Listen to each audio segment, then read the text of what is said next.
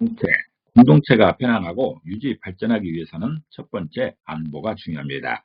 외부로부터 또는 내부로부터 위험을 제거하고 지켜야 하는 것이죠. 그 안보의 중심에 군사들이 있고 군대가 있습니다.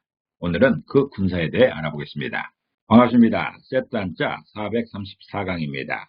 세트 한자는 한자의 맥을 쳤습니다. 세트 한자는 나와 한자의 눈높이를 맞추려 합니다. 오늘은 군사 군자에 관련된 5개 한자를 세트 한자로 해석해 보겠습니다. 먼저 중심자로 사용될 군사 군자입니다. 이 군사 군자는 군사를 의미하고 군대를 의미하기도 합니다. 이 군사 군자는 지붕멱자와 수레차자로 구성되었죠. 그 중에 지붕멱자는 지붕을 의미합니다. 덮개를 의미하죠. 또 수레차자는 수레를 의미하고 있습니다. 그래서 군사 군자는 지붕 아래 수레가 있는 곳이 군대라는 그런 표현입니다. 다시 말해서 군대에는 마차나 전차 등 수레가 모여있다는 그런 설명인 것이죠. 군대의 대표적인 모습이 마차나 수레가 모여있는 그런 모습입니다. 어떤 군대이든 그 군대에는 많은 전쟁 물자들이 있습니다. 대표적인 게 이런 탱크 같은 것이죠. 과거에는 이런 마차들이 막사 안에 가득 있었던 것이죠. 그것이 바로 군대입니다. 군사군자는 지붕 아래 수레가 있는 곳으로서 마차나 전차 등 수레가 모여있는 곳을 군대라 표현하고 있습니다. 군사군자가 사용되는 대표적인 단어로서는 고군분투라는 말이 있습니다.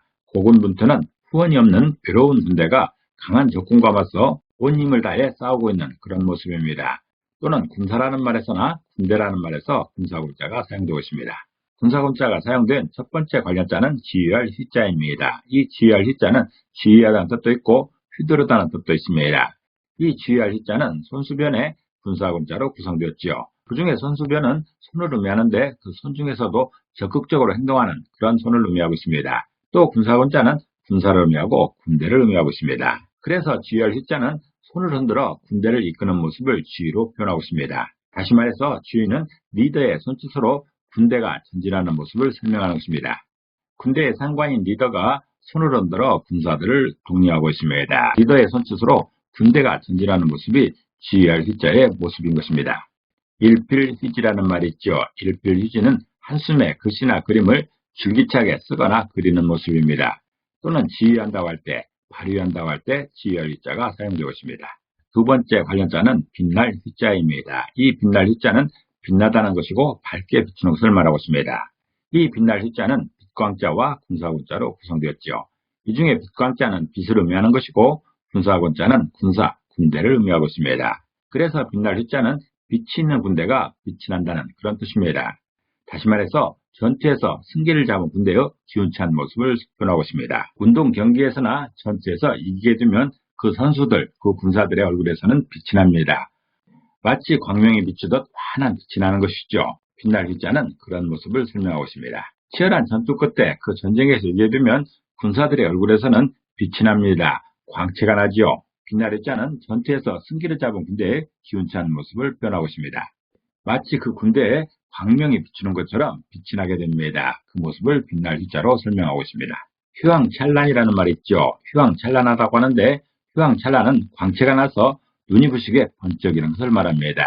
군사군자가 포함된 세 번째 관련자는 빛 휘자입니다. 이 빛 휘자는 빛을 의미하고 광채를 의미하고 있습니다. 이 빛 휘자는 해일자와 군사군자로 구성되었습니다.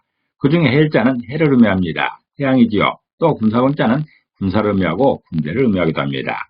그래서 빛 휘자는 해가 비치는 군대에 빛이 난다는 그런 설명입니다. 다시 말해서 태양 아래로 진군하는 군대의 모습에 광채가 난다는 그런 설명입니다. 한자 구성의 기본적인 배경은 전쟁입니다. 군사들이 이동하고 전쟁하는 모습을 많이 표현하고 있는 것이죠. 그중 하나가 바로 빛 휘자입니다. 전쟁을 위해서 뜨거운 태양 아래로 전진하고 있는, 진군하고 있는 군사들의 모습을 빛 휘자로 설명하는 것이죠. 빛 휘자는 해가 있는 군대에 빛이 난다는 표현으로서 태양 아래로 진군하는 군대의 모습에 광채가 나는 것을 설명하고 있습니다. 공동체에서는 우리를 대표해서 우리를 위해서 전쟁하러 가는 이 군사들을 보면서 늠름하다는 표현 이상으로 영웅적인 모습을 보게 되는 것이죠. 남아있는 공동체가 그 군사들을 보내며 느끼는 마음을 빛 휘자로 설명하는 것입니다. 사위라는 말이 있습니다. 사위는 저녁녘에 비스듬히 비치는 햇빛을 말하죠. 또 낮추라는 말도 있고 만휘라는 말도 있는데 비슷한 의미입니다. 이럴 때 빛 휘자가 사용되고 있습니다. 네 번째 관련자는 흐릴 혼자입니다. 흐릴 혼자는 흐리다는 뜻도 있고 뒤섞이는 것을 말하고 있습니다. 이 흐릴 혼자는 물수변의 군사군자로 구성되었습니다. 그 중에 물수변은 물을 의미하는데 물 중에서 특별히 흐르는 물을 의미하고 있습니다. 또 군사군자는 군사를 의미하고 군대를 표현하고 있습니다. 그래서 흐릴 혼자는 물에 휩쓸리는 군대는 흐리다는 그런 표현입니다. 다시 말해서 흐르는 물처럼 떠내려가는 군대의 모습은 혼란한 모습을 설명하고 있습니다. 전쟁에 나가 승기를 잡고 이기게 되면 그보다 더 좋은 모습이 없습니다. 그러나 전쟁은 항상 이길 수만 없는 것이죠. 작전에 실패하여 전쟁에 패하게 되면 군사들은 우왕좌왕합니다. 마치 흐르는 물에 떠내려가는 부유물들처럼 우왕좌왕하며 처량하게 도망쳐야 되는 것이죠. 이 모습을 흐릴 혼자로 표현하고 있습니다. 그야말로 아비규환인 것이죠. 흐릴 혼자는 흐르는 물처럼 떠내려가는 군대의 혼란한 모습을 표현하고 있습니다. 혼연일체라는 말이 있죠. 혼연일체는 사람들의 행동과 의지 등이 조금도 차이 없이 한 덩어리가 되는 것을 말하고 있습니다. 또한 혼신을 다한다는 말이 있죠.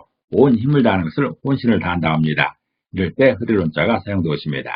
다섯 번째 관련자는 움직일 운자입니다. 움직일 운자는 움직인다는 뜻도 있고 운수를 의미하기도 합니다. 이 움직일 운자는 군사군자와 갈착자로 구성되었죠.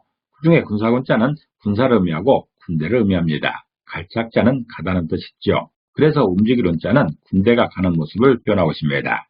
다시 말해서 군대가 이동하는 모습을 움직일 운자로 표현하는 것이죠.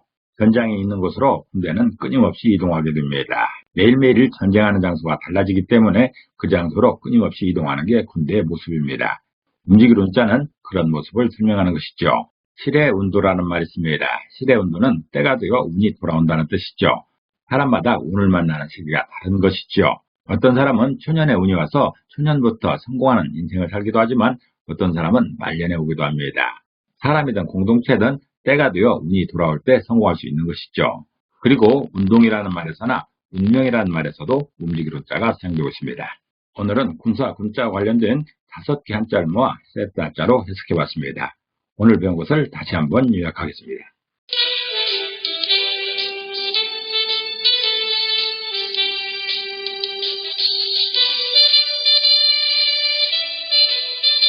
오늘은 공동체의 평안의 제1요소가 되는 안보를 지키는 군사에 대해 해석하는 시간이었습니다. 평안을 기도합니다. 감사합니다.